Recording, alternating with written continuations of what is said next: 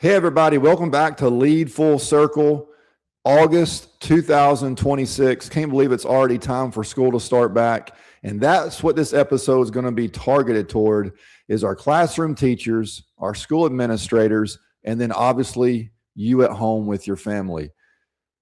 And the title of today's episode is One Honest Step is Enough.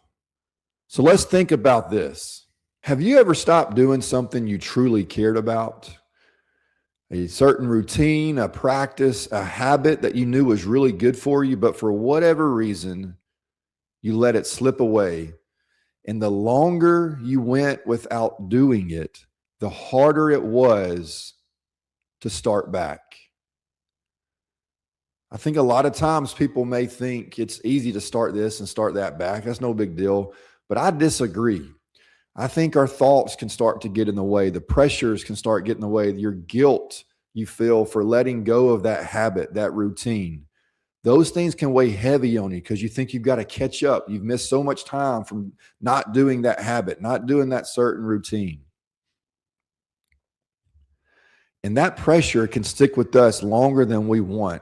And I think as educators, this is a pressure that we feel in a very unique way. As educators, we pour into these kids, we pour into these families, these communities day in and day out. And if we let something like this slip, we can feel the guilt of that weighing very heavy on us. And it's hard to start those things back. It could be something as simple in a classroom. You don't do read alouds like you should. Maybe a school administrator, you don't have those hard conversations like you should. And over time, that becomes even more difficult if you let those conversations slip and slide away. Maybe at home, you don't protect your evenings as you should. But the truth is this: you do not need a perfect comeback to make a meaningful return. You don't have to do it all at one time. It doesn't have to be impressive. Just the normal, out of the spotlight, day-to-day, small, honest actions can create momentum, can create confidence, and can move you forward and get you back to where you were. So today, I want to really talk about and give practical application that I thought about when I think about these things in the classroom as a teacher, as a school administrator, and then you at home with your family. What are some things, what are some honest, small steps you could take to create some momentum for you, to help you move forward? So let's start in the classroom. So number one, celebrate small wins. Celebrate a small win every single day. Maybe before you leave class, recognize an individual, recognize a small group of students, recognize the whole class, but celebrate small wins. Number two, your opening line every day when you go into the classroom. Do you walk in and you just say, all right, let's get to go. Let's get going. Let's get to work. Or do you make eye contact and you make a connection with those kids? Connect with them. Make sure they know you care about them. And your first impression every day, your opening line when you enter that classroom is a big deal. Number three, praise effort, not just results. If a student is trying, but they're still struggling, praise them, lift them up, encourage them. Number four, add movement into your classroom. Again, these are small, honest steps you could take as a teacher. Don't have your students sitting down all day, all block. Create a small 30-second, 1-minute window. Start small where there's some movement. Maybe it's just have them stand up, stretch for 30 seconds, sit back down. Number five, have a clean desk. I believe in this. If you have a clean area in your room, a clean desk, it will help you have a fresh start every single day. If your desk is just piles of papers and just junk, it slows you down. I believe it slows your progress down for the day. So have a clean desk to help you have a fresh start. Small, honest action. And then number six, make a positive parent phone call. Again, I'm not saying call 5 or 10 parents. Start small.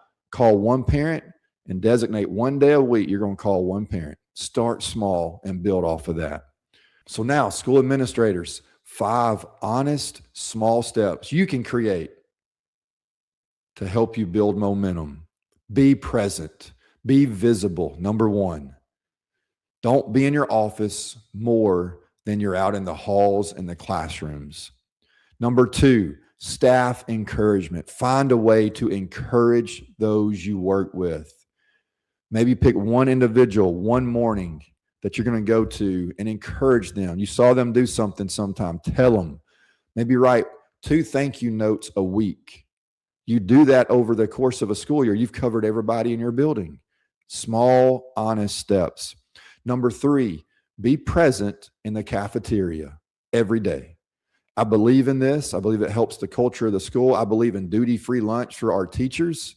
Our administrators are in the cafeteria every day, keeping an eye on the students, but also developing relationships with students, talking to students, getting to know them, letting them see you every day in the cafeteria. That's a big deal. That was number 3. Number 4, as an administrator, you take on a lot every day. Make sure you designate a time of the day, whether it's before school or there's a point during the school day that you can do this. Have quiet time. Have your time to pray. Have that quiet. Maybe it's you close your door for 2 minutes and just have your time. That's important as we carry a lot of different burdens at times. We deal with a lot of different issues. So you've got to make sure you have that quiet time, that prayer time as a school administrator, I believe. Number 5, I think we can do this, unfortunately, at times. Make sure you never overlook people in your building. Your focus is not just on the teachers, it's on everybody in the building. So make sure you acknowledge everybody. Don't leave a group of people out that you work with. Don't leave those people out of the conversation of telling them thank you, of showing them appreciation. Now, 5 honest, small steps you can take at home to help create momentum, to help move forward in our homes. Number 1, you've got to own your morning quiet time. I believe in this. I've said this times before here on Lead Full Circle. Get up before the others and have your quiet time. Have your prayer time. Start your day off the right way. Number 2, your own self-care. Maybe you used to work out a lot and you just let time got in the way, kids got in the way. You just quit working out. You quit taking care of yourself. Well, instead of doing it all at one time and getting sore and not want to do it anymore, take a 5-minute walk and build on that each day, each week. Do 10 push-ups a day. Build on that each week. Start small, but start doing something. Number 3, the greeting at the door. When you walk in the door, when you get home from work, do you go directly to the couch and sit? Or do you go through the door and you go meet your family? You go hug your kids. You go ask your wife. You ask your spouse how their day was.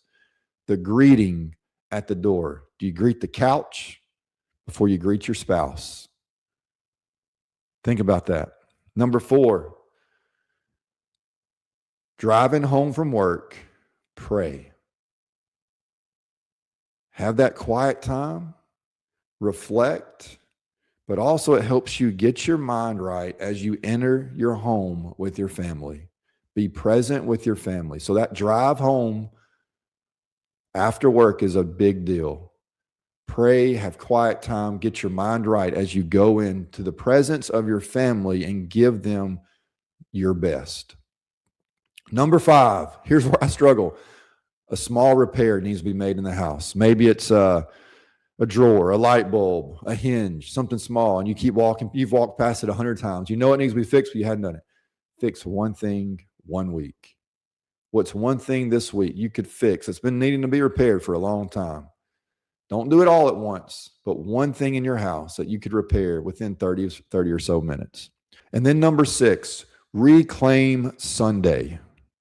Sundays for us have become just like after church, I feel like it's a sprint all day to get to Monday, getting clothes in order, getting meals in order, getting clothes just over and over. It's just a lot. And I feel like we are stressed more so on Sunday afternoons than we are any time of the week because you start looking ahead.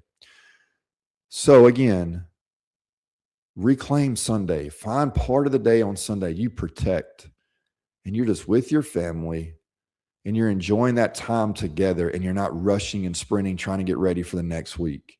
Maybe it's just 1 hour, maybe it's 30 minutes. Start small again so you can build momentum and move forward. So that's the application. Stop asking yourself what I have to do to catch up. Start saying, I'm going to take one small step to create that momentum. Because when we feel like we've got to catch up, we are overwhelmed. That pressure and that guilt sets in, and it makes it challenging for us to take that step forward like we need to. So teachers, administrators, families at home, what is one small step, one honest step you can choose today that will help create momentum tomorrow and help you move forward consistently? One small step in the classroom, one small step administrators in the building, and one small step for us at home with our families.